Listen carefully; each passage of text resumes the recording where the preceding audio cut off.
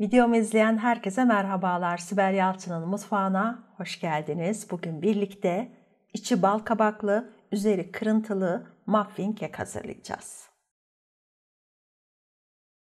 Önce kekimizi hazırlayalım. Bunun için kuru malzemeleri eleyeceğim.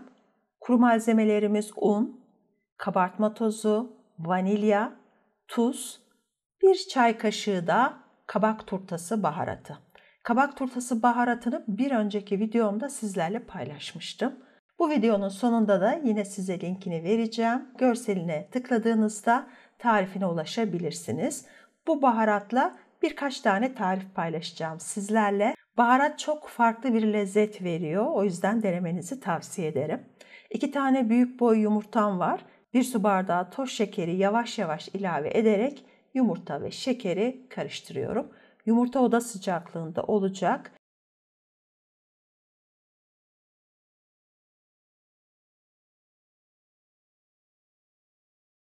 Yumurta ve şekeri karıştırdıktan sonra da yine oda sıcaklığında 1 çay bardağı sütü ilave ediyorum. 1 çay bardağı eritip ılıtmış olduğum tereyağını koyacağım.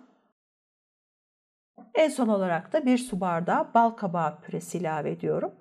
Eğer evde bal kabağı tatlısı varsa bunun içerisinden birkaç dilim alıp onu blenderdan geçirdikten sonra da kullanabilirsiniz. Kullanmış olduğum tüm malzemeleri videonun altında bardak ölçüleriyle birlikte sizlerle paylaşıyor olacağım. Videonun altından lütfen malzemeleri kontrol edin.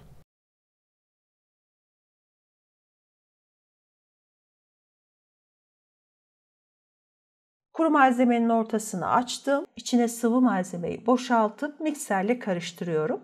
Un sıvı malzemeye karışır karışmaz mikserle karıştırma işlemini durduruyorum.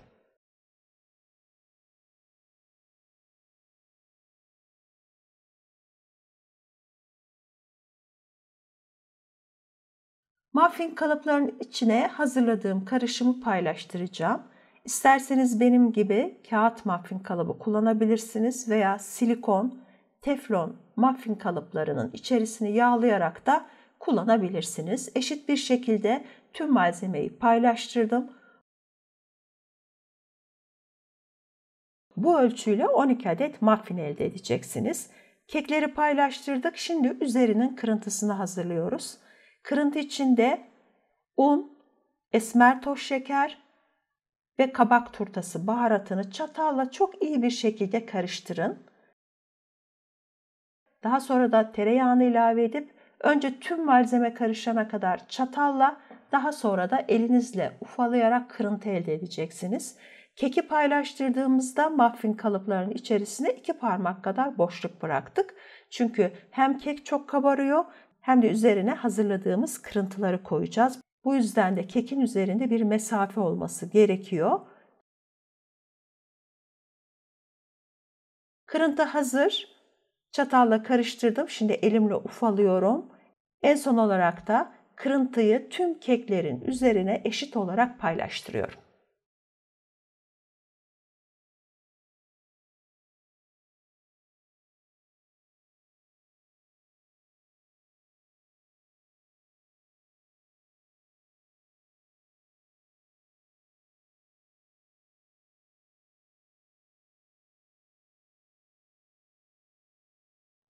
Kırıntıyı üzerlerine yerleştirdikten sonra elinizle bastırın. Eğer bastırmazsanız kek çok kabardığı için kırıntılar üzerinden düşecektir. O yüzden mutlaka kırıntıyı koyduktan sonra üzerlerine bastırıp 200 derecede önceden ısıtmış olduğunuz fırına verin.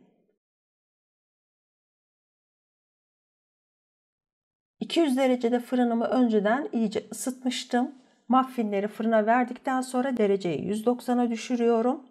Benim fırınımda 35-40 dakika arasında pişmiş oluyor. Kürdanla kontrol edin. Pişmişse fırını kapatıp 5 dakika içerisinden çıkarmadan kekleri bekletin. Gördüğünüz gibi çok güzel kabardı kekler. Piştikten sonra fırın içerisinden alacağım. İyice soğuduktan sonra da servis edeceğim.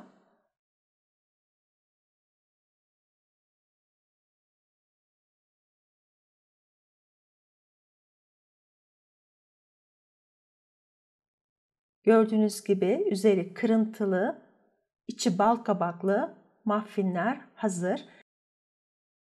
Ben servisten önce kekin üzerine pudra şekeri serpiyorum.